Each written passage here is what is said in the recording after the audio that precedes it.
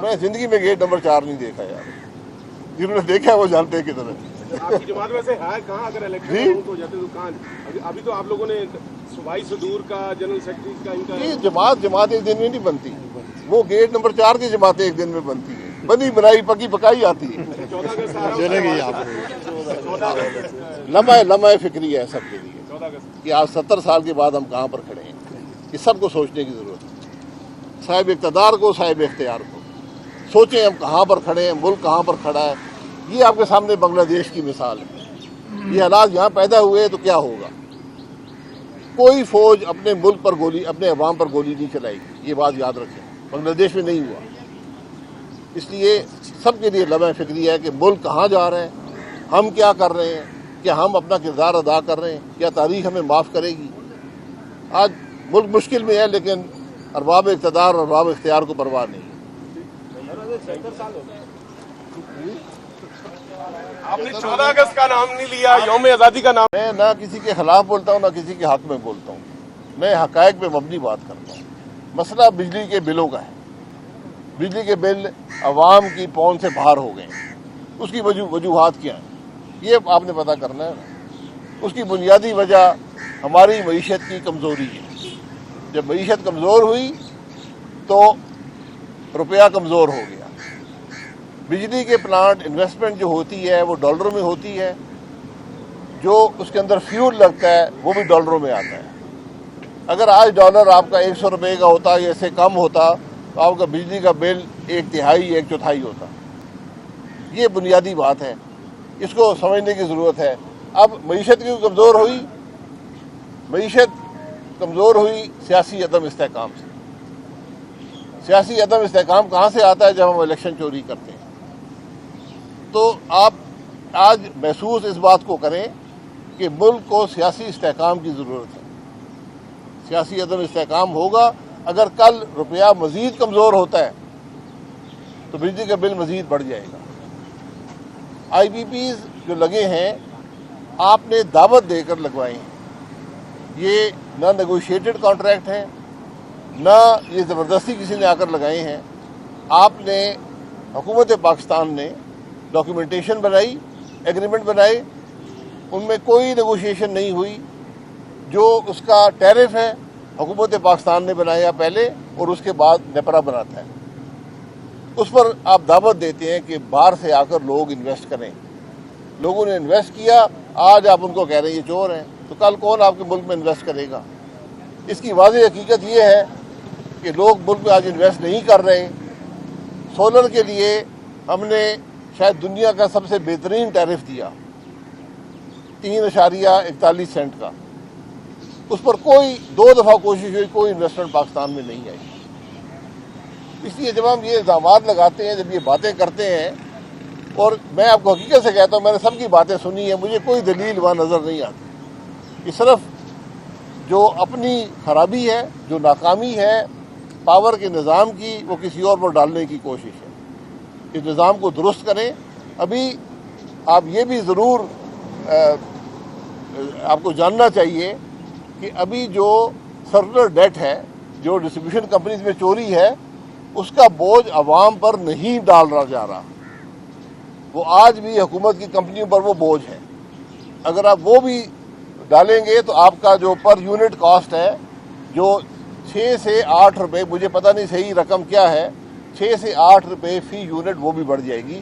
یہ بوجھ آج حکومت کی کمپنیاں برداشت کر رہی ہیں, جس میں پی ایس او ہے, او جی ڈی سی ہے, پاکستان پیٹرولیم ہے, سوئی ناردرن ہے, سوئی سدرن ہے. وہ بینک سے قرضے لے کر 20-22% سود پر یہ برداشت کر رہے ہیں. یہ نظام نہیں چل سکتا. تو آج الزامات لگانے کا, کل آپ نیب, آج آئی بی پی میں الزام لگانے کل کیا ہوگا؟ نیب کے کیس بنیں گے. کل ان کے افسران یہاں اس عدالت کے باہر کھڑے ہوں گے. 1 سال بعد بھی کھڑے ہوں گے, 2 سال بعد بھی کھڑے ہوں گے, 3 سال بعد بھی کھڑے ہوں گے. 10 سال گزر جائیں گے, پتہ چلے گا جی کسی کا قصور نہیں تھا. اور انویسٹمنٹ آپ کے ملک میں نہیں آئے گی, اور جو آئے گی وہ بہت مہنگی آئے گی. تو یہ اپنے ملک سے دشمنی مت کریں. اگر آپ کے کوئی ذاتی اختلافات ہیں کسی کے ساتھ تو وہ علیحدہ نپٹا لیں, لیکن پاور نظام کے حقائق عوام کے سامنے رکھنا بڑا ضروری ہے. اچھا شاہد صاحب یہ بتا دیجیے گا ملک میں معاشی استحکام بھی نہیں ہے اور آپ کے بقول کی سیاسی استحکام بھی اس وقت نہیں ہے. اس وقت ہم جو بنگلہ دیش کی صورتحال دیکھ رہے ہیں, کیا آپ کو لگتا ہے کہ پاکستان کی صورتحال بھی اسی جانب جا رہی ہے؟ دیکھیں, آپ کہتے ہیں کہ شاید سیاسی استحکام, میرے خیال میں تو سیاسی استحکام میں نہیں ہے. جب سیاسی عدم استحکام ہوگا معیشت نہیں چلے گی. بنگلہ دیش میں کیا ہوا؟ بنگلہ دیش میں آئین کی نفی ہوئی. ایک ڈیموکریٹک سو کال ڈیموکریٹک سیٹ اپ نے کی. آپ اقتدار میں آ گئے, عوام کے ووٹ سے آئے, آپ نے اقتدار کو طول دینے کے لیے آپ نے الیکشن ریگ کرنے شروع کر دیے. یہ میں بنگلہ دیش کی بات کر رہا ہوں. ایک الیکشن ریگ کیا. پچھلے سال جو الیکشن ہوا اس میں وہاں پر کیا ہوا, وہ فروری 8 کی یاد بھی ختم کر دیتے ہیں. وہ جو الیکشن ہے اس کا اثر کیا ہوا؟ ایک صرف وہاں معیشت بھی بہتر ہے, وہاں پر بجلی بھی سستی ہے, وہاں پر روزگار کے مواقع بھی ہیں. لیکن جب آپ عوام کی رائے کو دبائیں گے, عوام کی رائے کی نفی کریں گے, عوام کو انصاف نہیں ملے گا, تو پھر وہ ہوگا جو بنگلہ دیش میں ہوا کہ صرف نوکریوں کے کوٹے پر یہ سارا معاملہ پیدا ہوا اور وہ پھیل گیا, اور ملک کے وزیر اعظم کو چند منٹ کے نوٹس پر ملک سے بھاگنا پڑا. اس میں ہمارے لیے بہت سے سبق ہیں. یہ سبق ذرا اس تاریخ کو ضرور دیکھیں کہ بنگلہ دیش میں تقریباً ہمارے برابر کا ملک ہے, وہی سیاسی کلچر ہے, وہی سب باتیں ہیں. ہم آج سے 50 سال پہلے تک ملک بھی ہمارا ایک تھا. یہ بہت سے سبق ہیں اس کے اندر. وہاں پر جو فال بیک سچویشن وہ فوج تھی جو ہمارے ملک میں بھی ہوا کرتا تھا, شاید وہ فال بیک آج آپ کو میسر نہ ہو. اس لیے یہ ہم سب کے لیے بڑا لمحہ فکریہ ہے کہ کل اگر نوجوان سڑک پر آ گیا اپنی ناانصافی کے خلاف, روزگار کے مواقع نہ ملنے کے خلاف, ملک میں ہر قسم کے عدم استحکام کے خلاف, تو آپ کیا کریں گے؟ کیا ہم انتشار کی طرف جائیں گے؟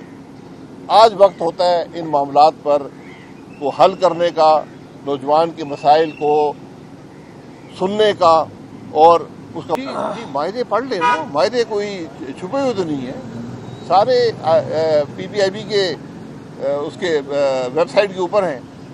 تو معاہدے غلط یا صحیح کا تعین تو نیا بھی کر سکتا ہے یا آپ کر سکتے ہیں. تو یہ کہہ دینا کہ غلط ہیں شروع سے ہی, پھر تو بات ختم ہو گئی. کس نے کیے ہیں, کون سی حکومت نے کیے ہیں؟ پیپلز پارٹی جیسے شروع ہوا 1994 میں.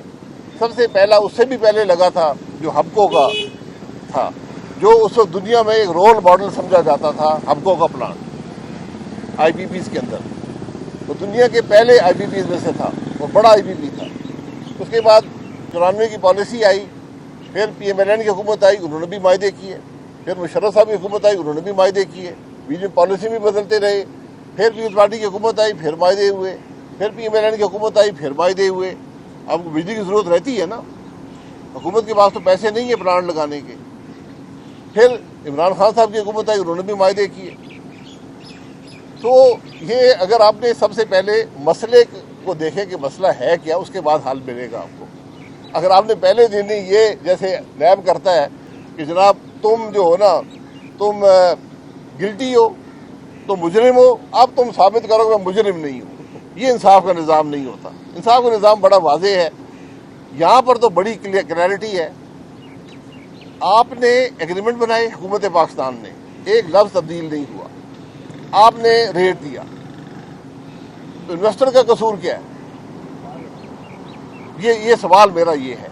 اور یہ سب کے نام جو ہیں, کس نے انویسٹ کیا, یہ انویسٹر ہیں, ان کے نام عوام کے سامنے رکھ دیں. کیوں نہیں رکھتے؟ سب کے نام لکھ دیں. اور یہ اس بات کا بھی ہمیں احساس نہیں ہے کہ جو 18 روپے فی یونٹ جو اس وقت کیپیسٹی چارجز کی کاسٹ ہے, وہ اگر ہم زیادہ بجلی استعمال کر رہے ہوتے تو شاید 6-7 روپے بھی ہوتی, لیکن ہم نہیں کر رہے. اس کے اندر اکثریت حکومت کی اپنی ہے. جو آپ کے کول پلانٹس ہیں, جو آپ کے نیوکلیر پلانٹس ہیں, جو آپ کے ہائیڈل پلانٹس ہیں, یہ تقریباً 2/3 تو حکومت خود یہ رقم حاصل کرتا ہے, یا وہ پلانٹس ہیں جس پر آپ کوئی انگلی نہیں اٹھا سکتے. یعنی اگر کوئی رینیوبل انرجی ہے، سولر ہے، ونڈ ہے، بگاس ہے، تو اس پر آپ کیا انگلی اٹھائیں گے؟ وہ تو آپ کو سستی بجلی مہیا کر رہا ہے، لیکن وہ ہمہ وقت بجلی نہیں ہوتی. اس طرح ہائیڈل پلانٹس ہیں، وہ ہمہ وقت بجلی نہیں ہے. ابھی اس کے اندر اور بھی مزید آپ جب اب نیلم جہلم کا پلانٹ ہے، آج خراب پڑا ہے. سب سے مہنگی بجلی نیلم جہلم کی تھی، 18 سینٹ کی بجلی تھی. نیلم جہلم جو ہے وہ 54 سینٹ پہ بجلی بناتا ہے، 54 روپے پہ. تو حقائق بڑے مختلف ہیں. ہم نے پتہ نہیں کوئی سیاسی کوشش ہے کیا ہے، میری سمجھ سے باہر ہے. تو نہ حکومت جواب دے پاتی ہے. تو چونکہ میں اس کام میں پچھلے 20-25 سال سے اس کو جانتا ہوں، تو میں نے حقائق جو میرے نظر میں آپ کے سامنے رکھ دی ہے. اچھا، ملکی استحکام کے لیے آپ سمجھتے ہیں عدالتی استحکام بھی جو ہے وہ بھی بہت زیادہ ضروری ہے؟ جی بالکل. آپ بنگلہ دیش میں کیا ہوا؟ ناانصافی کے خلاف لوگ نکلے. جب انصاف عدالتوں میں نہیں ملے گا، پھر سڑک پہ ملے گا. سر اتنی بجلی مہنگی ہے، پارلیمنٹرین جو ہے وہ اپنا بجلی استعمال کرتے ہیں یا پھر پارلیمنٹری کا ٹیکس بھی نہیں دیتے. پہلے ٹیکس کا سوال کریں. پارلیمنٹ نے کہا ہے کہ پارلیمنٹ بجلی پاکستان کا ہر شہری بجلی کا بل دیتا ہے، چاہے پارلیمنٹرین ہو یا نہ ہو. لیکن ایک اور ذمہ داری ہے، اس کو کہتے ہیں ٹیکس دینا. جب ٹیکس آپ دیں گے تو بجلی کی قیمت بھی کم ہو سکتی ہے. آج حکومت کے پاس ایک ہی حل ہے کہ پی ایس ڈی پی سے پیسے کاٹیں. آپ نے غلط پی ایس ڈی پی بنائی ہوئی ہے کہ بندر بانٹ پیسے کی مت کریں اور اس سے عوام کو ریلیف دیں. یہ 2-3 مہینے عوام کو ریلیف دیں، وہاں سے 200-300 روپیہ کاٹ کر IMF بھی راضی ہو جائے گا، ورنہ اور کوئی راستہ نہیں ہے. آج بجلی کے بل عوام کی پہنچ سے باہر ہو گئے، اس میں کوئی شبہ نہیں. تو بجائے الزامات لگانے کے پہلے مسئلے کا عوام کی تکلیف تو دور کریں، جو حل آپ کے پاس موجود ہے. اچھا سر، یہ بتائیے آخری جاتے جاتے کہ تمام جتنی بھی سیاسی جماعتیں اس وقت پاکستان میں آئی ہیں، 1-2 کو چھوڑ کر، وہ شیخ رشید صاحب کہتے ہیں کہ گیٹ نمبر 4 سے آتی ہیں. تو آپ کی جو سیاسی جماعت ہے، کیا آپ سمجھتے ہیں وہ بھی گیٹ نمبر 4 سے ہی آئی ہے؟